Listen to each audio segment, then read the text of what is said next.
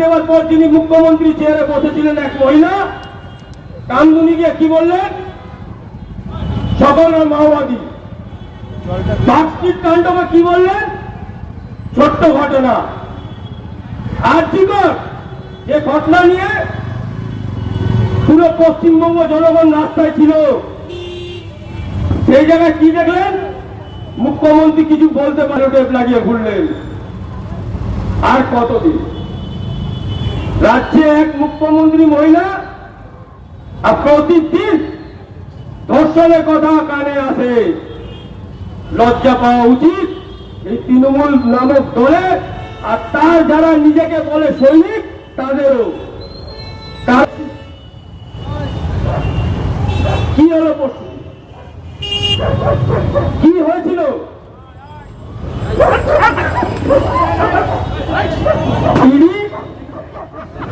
গেছে এক I card করে দপ্তরে। দপ্তরের কাজ কি, দপ্তরের কাজ পশ্চিমবঙ্গ এই যে তৃণমূল নামক দল, তার যত চুরির পয়সা তাকে সাদা করা, গভর্নমেন্টের যত জাল ডকুমেন্ট তাকে হোয়াইট করা, তাদের নথি পেয়ে পোল স্ট্যাম্প ভিতরে যে কালো টাকা সাদা করা হয়েছিল তার নথি পেয়ে ইডি ওদের অফিসে হারা দিয়েছে।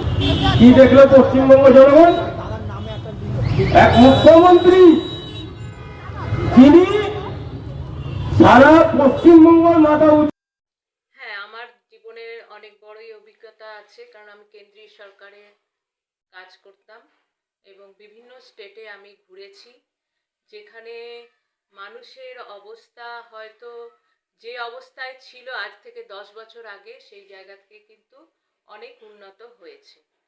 এবং বিশেষ করে ইউপিতে গভর্নমেন্ট থেকে বিভিন্ন যে গৃহ যোজনা রয়েছে গভর্নমেন্টের, সেই গৃহ যোজনার মাধ্যমে খুব সুন্দরভাবে ধর্ম নিরপেক্ষভাবে হিন্দু মুসলমান সবাইকেই ভালো ভালো ঘর তৈরি করে দেওয়া হয়েছে।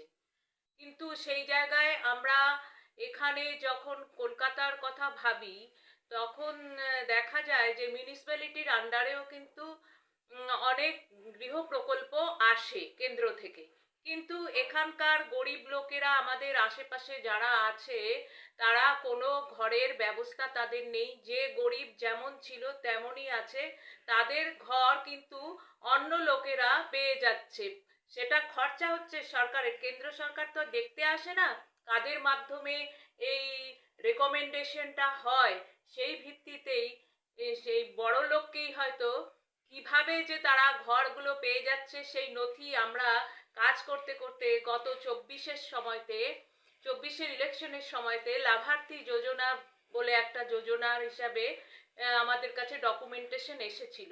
কিন্তু দেখা যায় যে এখানে যাদেরই আমরা খোঁজ করছি, বিশেষত সেই জায়গায় তাকে পাওয়া যাচ্ছে না, লাভার্থীকে পাওয়া যাচ্ছে না, অথচ ঘরের টাকা খরচ হয়ে গেছে, তারা টাকা পেয়েছে মিউনিসিপ্যালিটির মাধ্যমে, কিন্তু লাভার্থীকে খুঁজে পাওয়া যাচ্ছে না। আর যাকে পাওয়া যাচ্ছে তাকে দেখা যাচ্ছে সে একটা বিরাট বড় ফ্ল্যাটে রয়েছে। তো এই দেখে আমার খুব আশ্চর্য লাগছে যে পশ্চিমবঙ্গে কি সব জায়গাতেই চুরি আছে, যে সাধারণ যে গৃহ যোজনা সেটাও মিউনিসিপ্যালিটির মাধ্যমে কিন্তু গরিবরা পাচ্ছে না।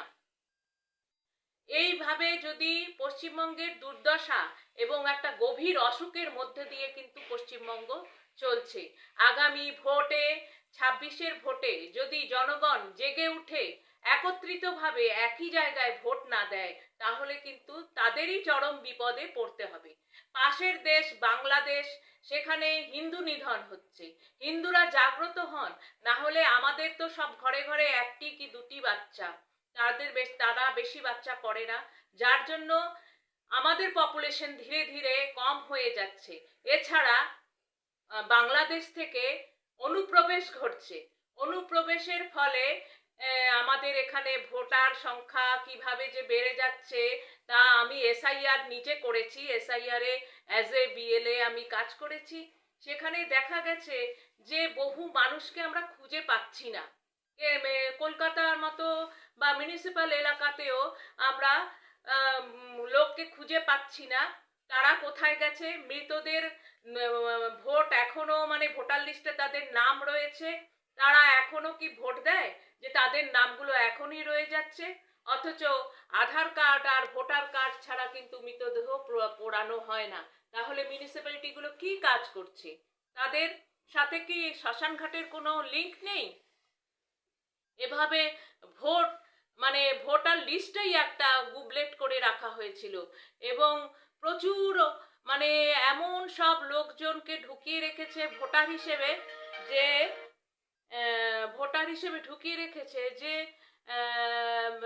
তারা ভোট দেয় কখন তা আমরা জানি না, তাদেরকে দেখতেও পাওয়া যায় না, তারা এখন খুঁজে খুঁজে পাওয়া যায়নি, তারা হয় অন্য জায়গায় চলে গেছে অথবা তারা কেউ ছিল না সেই ভোটগুলো পড়তো।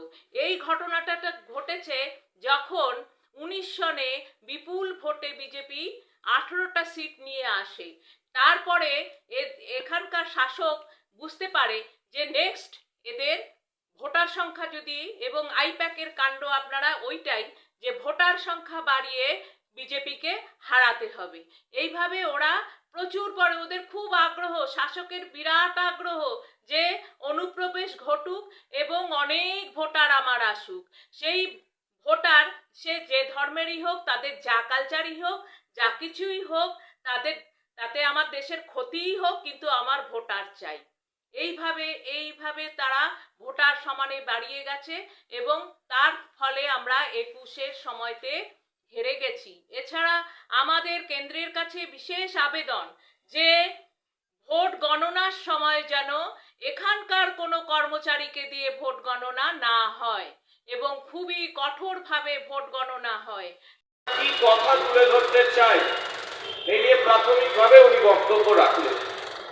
আমি এই অঞ্চলের সেই সমস্ত তৃণমূল কংগ্রেসের কর্মী সমর্থক, সেই সমস্ত বামপন্থী কর্মী সমর্থকদের কাছে জানতে চাই যে আজকে যে পশ্চিমবঙ্গকে আপনি পাচ্ছেন, যে পশ্চিমবঙ্গকে আপনি দেখছেন, আজকে যে আপনার এই অঞ্চল কেষ্টপুর, বাগুইহাটি, শ্যামনগর, এই অঞ্চল যে অঞ্চলে আপনি থাকছেন, আপনার সন্তান থাকছেন, এই পরিস্থিতিতে আপনি আপনার এই এলাকা, আপনার এই রাজ্য, আপনার এই শহরকে আপনার সন্তানের জন্য কতটা সুরক্ষিত বোধ করছেন, আপনার সন্তানের জন্য, আপনার সন্তানের ভবিষ্যতের জন্য এই শহর, এই অঞ্চল, এখানকার এই সামগ্রিক পরিবেশ, সেই পরিবেশে আপনি আপনার সন্তানের ভবিষ্যৎ কতটা উজ্জ্বল দেখছেন, আমি এই প্রশ্ন এই অঞ্চলের সাধারণ মানুষের কাছে করতে এসেছি। একটা সরকার 15 বছর রাজ্যে ক্ষমতায় রয়েছে।